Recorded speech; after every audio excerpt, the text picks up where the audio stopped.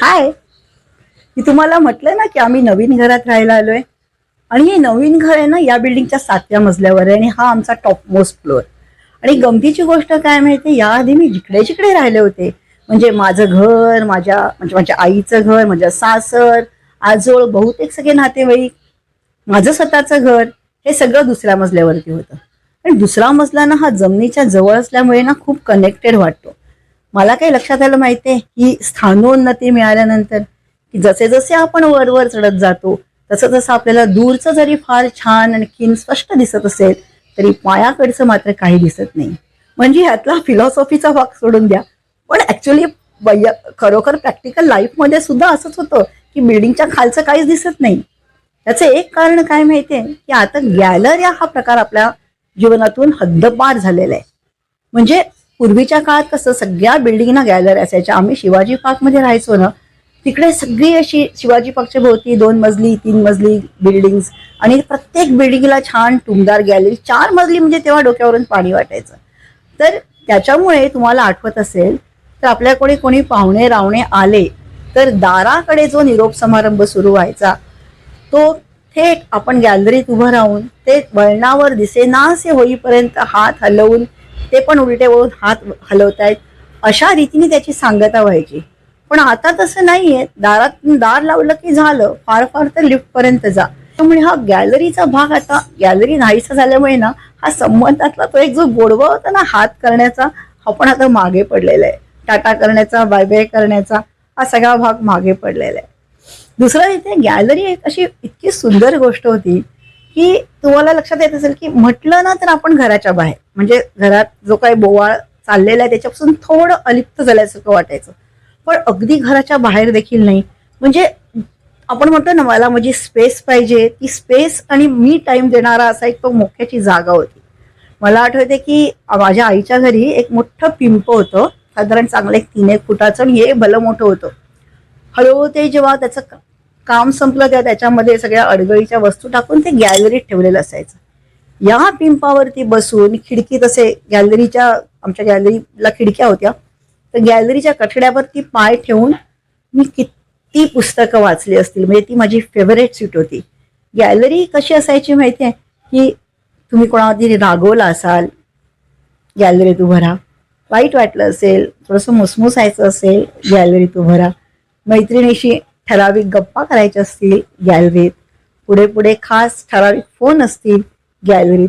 मी काही नसेल, नुसतं गॅलरीत उभं राहायला असाल तरी सुद्धा खालची रहदारी बघा, खेळणारी मुलं बघा. म्हणजे तेव्हा मुलं मुळात खालती खेळायची, हे महत्वाचं.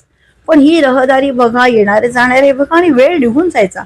म्हणजे असं बोर होण्याचा असा प्रकार नव्हता. गॅलरी असेल तरी तुमचं मन रमायचं त्याच्यामध्ये.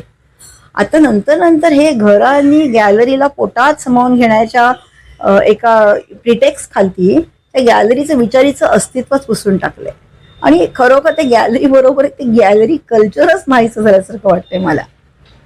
दुसरी एक गोष्ट तुम्हाला लक्षात आली, आपल्या आयुष्यातून हळूहळू बाजूला काय पडत चालली आहे? जिना. म्हणजे जिना असतो प्रत्येक बिल्डिंगला, पण असतो याचं कारण त्याच्याशिवाय भागत नाही म्हणून. पण त्या जिन्याचं जे पूर्वीचं महत्व होतं आपल्या आयुष्यामध्ये ते आता राहिलेलं नाही. म्हणजे घराकडे जायची वाट हा एकाच फक्त जिन्याचं काम नव्हतं. तुम्हाला आठवत असेल ना तर पूर्वी पहिल्या 2-3 पायऱ्यावरती कायम संध्याकाळी ते छोट्या छोट्या मुलांचं एक असं मोठं मंडळ बसलेलं असायचं. आणि तुम्हाला जायचं असेल ना तर त्यांच्यामधून असं असं वाट काढत जायला लागायचं. ती एक सगळ्यांची मीटिंग प्लेस होती. आम्ही जेव्हा जेव्हा माझ्या सासरी जायचो, म्हणजे बहुतेक शनिवार रविवारी आम्ही जायचोच, तर जिना चढायला लागल्यावरती दारं उघडी असायची. आमच्या खालती एक कुटुंब होतं, त्यांच्या आजी तर नेहमी बाहेर बसलेल्या असायच्या. आणि मग काय म्हणताय, कधी आलात, कशा आहात, आता हे काय म्हणता, आणि ह्याला काही अर्थ नसतं त्या प्रश्नाला, आपण पण तरी सुद्धा छान आहोत, ठीक आहे. तेवढ्या पण एक देवाणघेवाणीमुळे ना एक तो बंद राहिलेला होता. बिल्डिंगमध्ये सतत अशी जाग असायची, कोणतरी येते कोणतरी जाते. आमच्या बिल्डिंगमध्ये तर आमच्याकडे तर खूप वर्दळ असायची, आणि आमच्याकडे येणारे जवळचे नातेवाईक आजूबाजूच्या सगळ्यांना माहित होते. आता काय झालेलं आहे की प्रत्येक जण आपला बटन दाबतो आणि आपल्या घरापुढे येऊन उभा राहतो. त्याच्यामुळे तो एक जो सोशलायझेशनचा एक अगदी ऑर्गॅनिक नॅचरल भाग होता ना आपल्या आयुष्यामध्ये जिन्याच्या माध्यमातून होणारा, तो आता राहिलेलाच नाहीये. आणि त्याच्यानंतर सुद्धा जिन्याचं अजून एक महत्वाचं काम होतं आपल्या लाईफमध्ये. प्रत्येक जिन्याला एक ब्लाइंड स्पॉट असतो, हे तुम्हाला माहित असेल ना.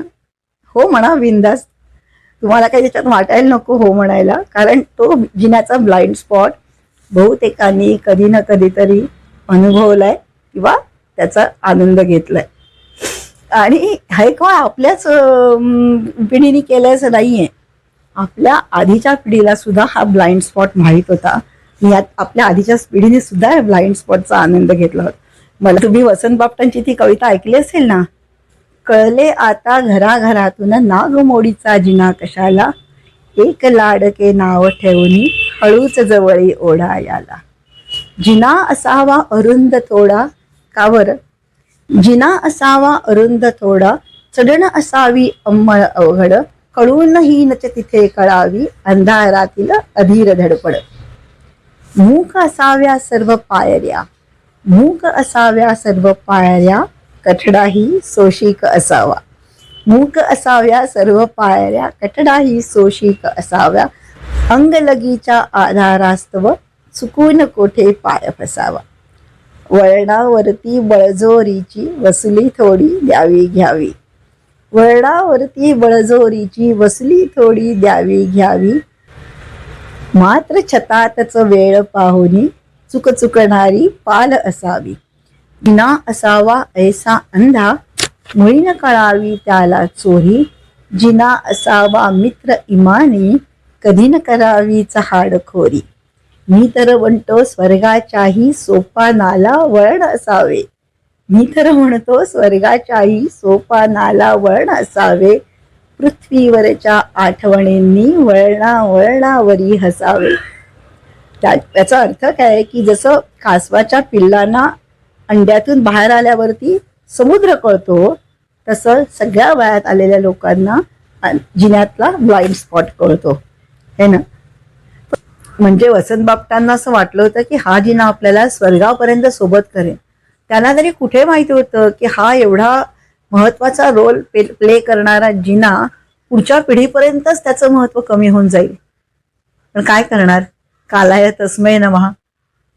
मला वाटतं की आपल्या पुढची पिढी अशीच एखादी कविता ना लिफ्टवरती करेल, कदाचित तो त्यांचा ब्लाइंड स्पॉट असू शकेल. तुम्हाला काय वाटतं? असेच कट्ट्यावरती भेटत राहा, मजेत राहा, काळजी घ्या.